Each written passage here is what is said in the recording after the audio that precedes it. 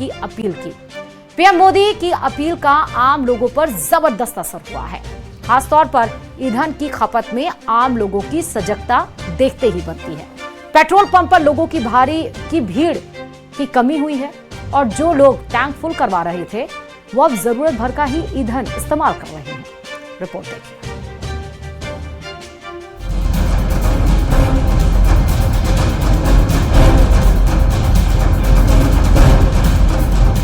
ईंधन बचाने की प्रधानमंत्री नरेंद्र मोदी की अपील का असर राजधानी जयपुर के पेट्रोल पंपों पर भी आंशिक तौर पर नजर आने लगा है। लोग जहां पर टैंक फुल करवाया करते थे, अब जो है पेट्रोल या ईंधन जो है कम भरवा रहे।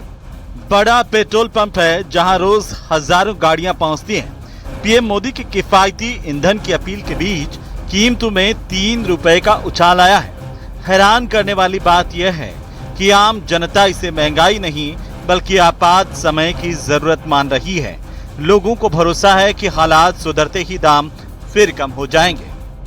प्रधानमंत्री जी ने अपील की कि ईंधन की खपत जो है वो थोड़ी कम की जाए, साथ ही साथ ईंधन की कीमतें भी बढ़ी है। आप इस पर क्या कहेंगे? ईंधन की तो लाजिमी है कि जो युद्ध चल रहा है उसकी वजह से तो ईंधन कीमतें बढ़ी है। वैसे पेट्रोल भी कम ही खर्च करना, काम आवे तो काम करना। आप कम भरवा रहे हैं पेट्रोल पहले से? हाँ, पहले से कम। ठीक है। एक और भी कस्टमर हमारे साथ हैं।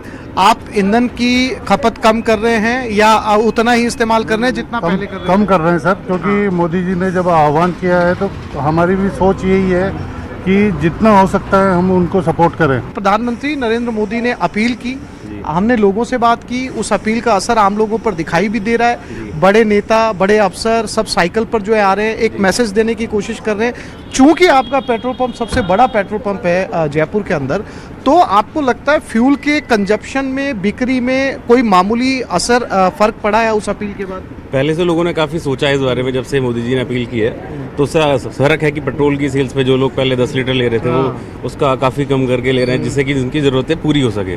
बट ये है कि धीरे धीरे लोग कर रहे हैं, उसको हो जाएगा। एक और भी मैनेजमेंट से जुड़े हुए हमारे साथ हैं। कीमतें भी बढ़ी है डीजल पे और पेट्रोल पे, इससे असर हुआ है कुछ? हाँ जी सर, कीमतों से असर हुआ है सर। बाकी सेल पे भी इफेक्ट आया। पहले ज़्यादा थे, हाँ, अब कम हुई है। पहले थोड़ा 2-3 केल ज़्यादा सेल कर रहे थे, अब उससे कम है। जयपुर पेट्रोल पंप एसोसिएशन ने भी इस बदलाव पर मुहर लगा दी है। एसोसिएशन के मुताबिक पीएम की अपील के बाद शहर के पेट्रोल और डीजल की खपत में 5 से 7% की गिरावट आई है। महीने के अंत तक आने वाले नए आंकड़े बताएंगे कि जयपुर के लोगों ने फ्यूल की कितनी बचत की है। ऑलरेडी हमारी सेल्स के अंदर 5 से 7% का फर्क घटती की ओर नजर आ रहा है, जिसमें हमारे जो रोज का कंजम्पशन था पेट्रोल एवं डीजल का वो कम हो गया है 5 से 7% का। ये एक सराहनीय कदम है और मैं उम्मीद करता हूं कि देशवासी इस सराहनीय कदम को आगे भी चालू रखेंगे। वैश्विक संकट के कारण देश में ईंधन के दाम बढ़े हैं, लेकिन जनता इस आपदा को समझ रही है। लोग अब जरूरत पड़ने पर ही गाड़ी निकाल रहे हैं और कारपूलिंग का सहारा ले रहे हैं। साफ है कि अगर साल भर तक जनता ने इस मुहिम का साथ दिया तो देश इस संकट से आसानी से बाहर निकल आएगा। जयपुर से आसिफ खान के साथ ब्यूरो रिपोर्ट, न्यूज़ 18 राजस्थान। प्रदेश की राजनीति में पेपर लीक का मुद्दा एक बार फिर गर्मा गया है। फर्क सिर्फ इतना है कि पिछले चुनाव में जिस मुद्दे पर भाजपा ने कांग्रेस को घेरा था, अब उसी मुद्दे को कांग्रेस, भाजपा और केंद्र सरकार के खिलाफ सबसे बड़ा राजनीतिक हथियार बना रही है। क्या रहा है कुछ पूरा मामला, दिखाते हैं आपको इस रिपोर्ट में। भविष्य ने बनावा के कांग्रेस भाई जी जान लड़ा देंगा छोरा के टाबरा में भविष्य ने बनावा के लिए कांग्रेस कोई है थे रोजिना देखोगा। हिंदुस्तान में राजस्थान स्टेट जो पहला है जिसने सभी जिला मुख्यालयों के ऊपर इसके ऊपर धरना प्रदर्शन और इनके इस्तीफे की मांग की है। अब फिर आगे से जो भी कार्यक्रम होगा, जब तक ये जवाबदारी लेकर के इस व्यवस्था को दुरुस्त नहीं कर देंगे, इनके सरगनाओं को पकड़ेंगे नहीं, तब तक ये आंदोलन कांग्रेस पार्टी सड़क और सदन में सब जगह करेंगे। हमारे जो सवाल हैं उसका जवाब इस सरकार को देना चाहिए। धर्मेंद्र प्रधान जी का इस्तीफा मोदी जी लेंगे या नहीं लेंगे, यहाँ 9 दिन तक एफआईआर किसके इशारे पे दर्ज नहीं हुई, उन लोगों पे कार्रवाई करेंगे या नहीं करेंगे। और जहाँ पेपर पहले आने की बात है, जहाँ पहले खुशी मनाई जा रही है, और ये 25 के पेपर लीक की तो अब आपने सुनी ली ना। जो अब पकड़े गए आरोपी दिनेश और मांगेलाल, इन लोगों ने कहा है कि हमारे परिवार के 5 मेंबर पिछली बार भी पास हुए थे।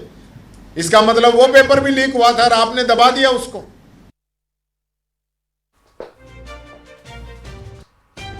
और चलिए अब बात करेंगे आदिवासी पर घमासान की। जी हां, डूंगरपुर में बीजेपी ने प्रेस कॉन्फ्रेंस कर कांग्रेस और भारत आदिवासी पार्टी यानी कि बीएपी पर बड़ा हमला बोला।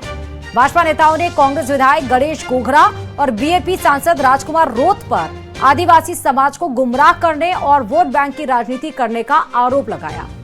बीजेपी नेताओं ने दोनों से उनके कामों का हिसाब भी मांगा। रिपोर्ट देखिए इसी पर।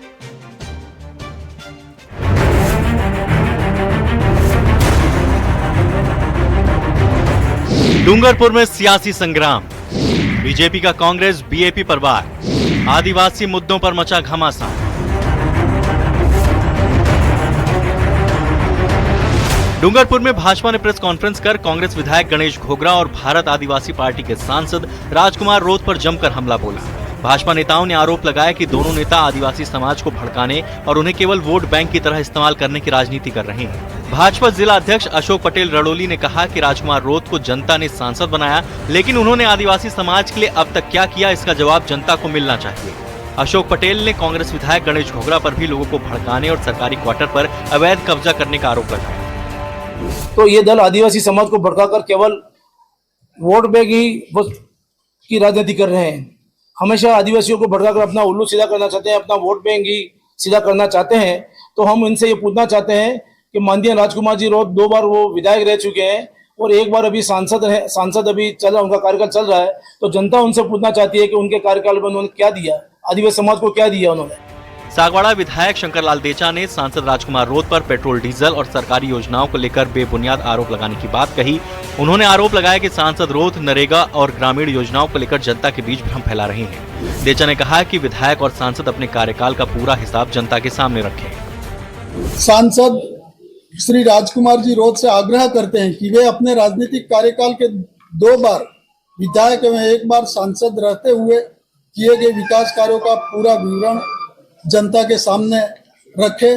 जनता सच्चाई जानना चाहती है। भाजपा नेता बंशीलाल कटारा ने आदिवासी पहचान को लेकर दिए गए बयानों पर सवाल उठाए। उन्होंने कहा कि संविधान की 5वीं और 6वीं अनुसूची में आदिवासियों को हिंदू के रूप में परिभाषित किया गया है।